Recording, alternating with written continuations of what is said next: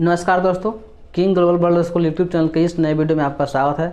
हम लोग पढ़ रहे थे रसायन शास्त्र, जिसमें हम लोग पढ़ेंगे आज अम्ल तथा भस्म के गुण के बारे में।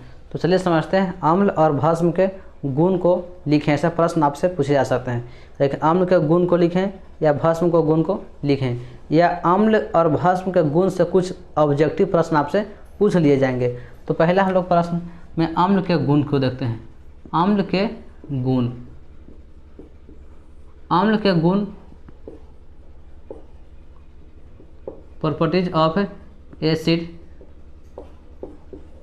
पहला गुण बोलते हैं कि अम्ल स्वाद में खट्टे होते हैं।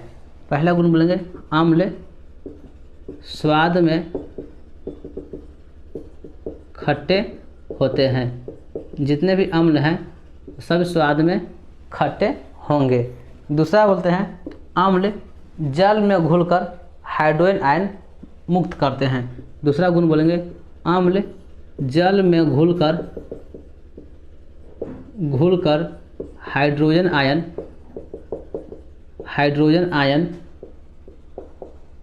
मुक्त करता है। यह जल में इसको घोलेंगे, पानी में डालेंगे इसको अम्ल को, तो देखना हल्का हल्का उजला उजला दिखाई देता है साफ, तो वही होता है हाइड्रोजन आयन। वही हाइड्रोजन आयन क्या करता है? मुक्त करता है। तीसरा इसका गुण होता है अम्ल नीले लिटमस पत्र को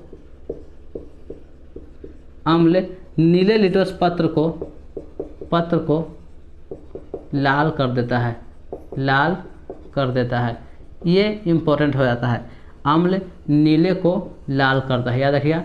अम्ल नीला लिटमस पत्र को लाल कर देता है। ये प्रश्न में आपसे कई बार आता है। चौथा है अम्ल क्षार से अभिक्रिया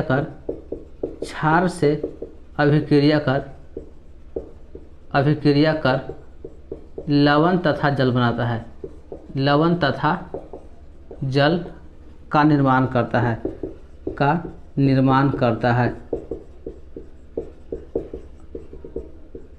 अम्ल है जो क्षार से अभिक्रिया कर लवण तथा जल का निर्माण करता है। ये था अम्ल के गुण। अम्ल के गुण में सबसे इम्पोर्टेंट ये होता है कि अम्ल नीले लिटमस पत्र को लाल करता है। यह ऑब्जेक्टिव कई बार आपसे पूछ लिए जाएंगे, या प्रैक्टिस सेट करेंगे तो वहाँ भी आपसे यह ऑब्जेक्टिव मिलेगा। अगला है क्षार के गुण। प्रश्न आएगा क्षार के गुण, या भस्म भी कह सकते हैं। लिखते हैं भस्म के गुण। भस्म के गुण को लिखें।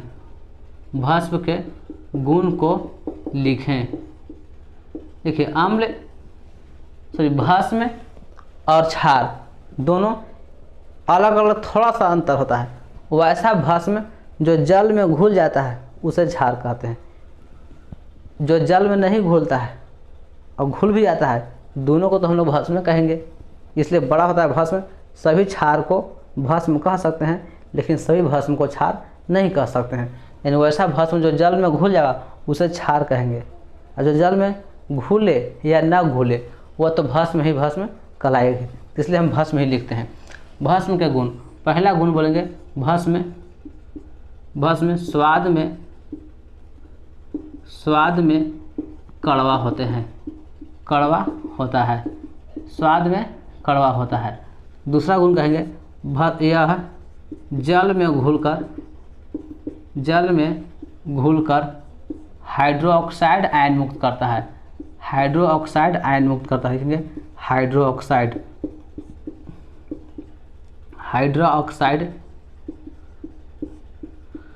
आयन मुक्त करता है। तीसरा गुण कहेंगे भस्म या क्षार कहेंगे। भस्म जो जल में घुल ही गया है तो क्षार उसको बोलते हैं। क्षार लाल लिटमस पत्र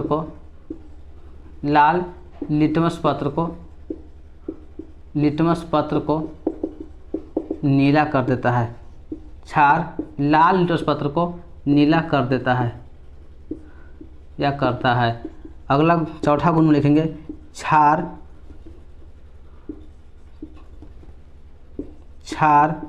अम्ल से अभिक्रिया कर